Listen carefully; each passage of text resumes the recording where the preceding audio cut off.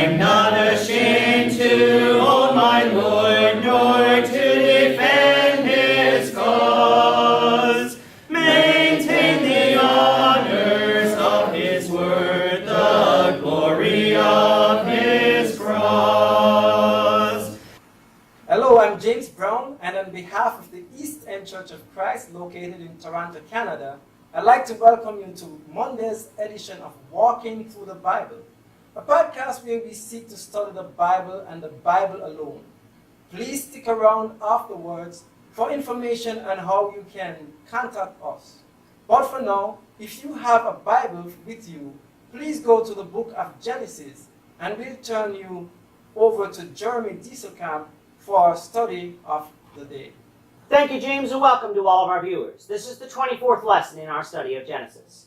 On Saturday, we covered Genesis chapter 4, verses 17 through 26, discussing the descendants of Cain.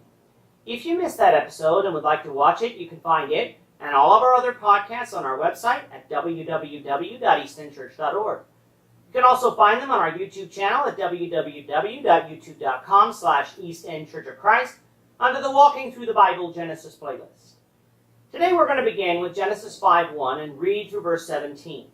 The text that you'll see on the screen is from the English Standard Version, but you're welcome to follow along with any version that you have. So let's now read Genesis 5, beginning at verse 1. This is the book of the generations of Adam. When God created man, he made him in the likeness of God. Male and female he created them, and he blessed them and named them man when they were created. When Adam had lived 130 years, he fathered a son in his own likeness, after his image, and named him Seth. The days of Adam after he fathered Seth were 800 years, and he had other sons and daughters. Thus all the days that Adam lived were 930 years, and he died. When Seth had lived 105 years, he fathered Enosh. Seth lived after he fathered Enosh 807 years, and had other sons and daughters. Thus all the days of Seth were 912 years, and he died. When Enosh had lived 90 years, he fathered Kenan. Enosh lived, after he fathered Kenan, 815 years and had other sons and daughters. Thus all the days of Enosh were 905 years, and he died. When Kenan had lived 70 years, he fathered Mahalalel. Kenan lived, after he fathered Mahalalel, 840 years and had other sons and daughters. Thus all the days of Kenan were 910 years, and he died. When Mahalalel had lived 65 years, he fathered Jared. Mahalalel lived, after he fathered Jared, 830 years and had other sons and daughters. Thus all the days of Mahalalel were 895 years, and he died. This entire chapter is a list of genealogies. If you recall back to episode 14, we had discussed the likelihood that Genesis was a collection of records compiled by Moses under the direction of the Holy Spirit. That's because in 10 places in Genesis, the Hebrew word toledoth is used, which means these are the generations of, or these are the records of, or this is the history of. The first record, or toledoth, was God's record of creation contained from Genesis 1:1 to Genesis 2:3. The second record was Adam's record from his creation on day 6 until the end of his life, from Genesis 2:4 until Genesis 4:26.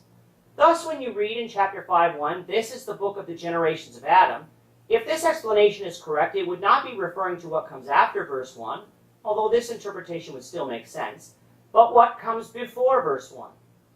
The reason this view is plausible is because Adam's death is mentioned in chapter 5, while generations are mentioned following Adam's death that, for obvious reasons, Adam couldn't have written. So whose record is Moses compiling here?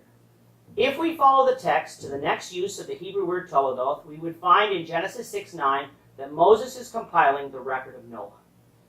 When we say he's compiling the record of Noah, it must be noted that Noah's record, like Adam's record, would have been inspired by God as well. In other words, these aren't Noah's words or Moses' words, but God's words.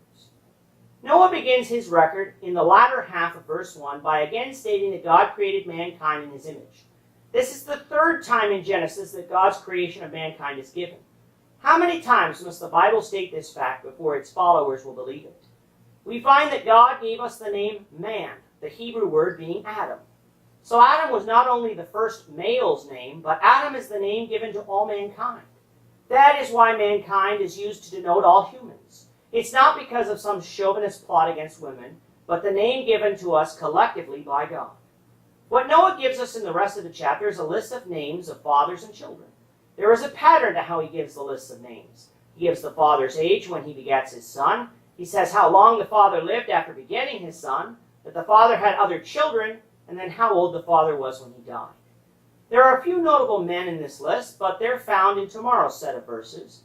This lineage follows the line of Seth, as Noah would be a descendant of Seth. Cain's line is not under consideration by Noah. In tomorrow's episode, we'll discuss the problems people have with the ages of these men, while in Wednesday's episode, we'll discuss the evidence of whether or not this list is complete. With that, our time is up for today. Please join us, the Lord willing, tomorrow when we will continue our study of Genesis, beginning with Genesis 5:18. Thank you, Jeremy. And to our viewers, we also thank you for watching. Don't forget to subscribe to our YouTube channel by clicking on the subscribe button below. Should you have any questions or comments, please leave a comment below or email us at answerintheword@gmail.com. We'll try to respond to you as quickly as we can. We hope you'll join us, the Lord willing, tomorrow when we'll be continuing our study of the book of Genesis. Goodbye for now and have a great day. I'm not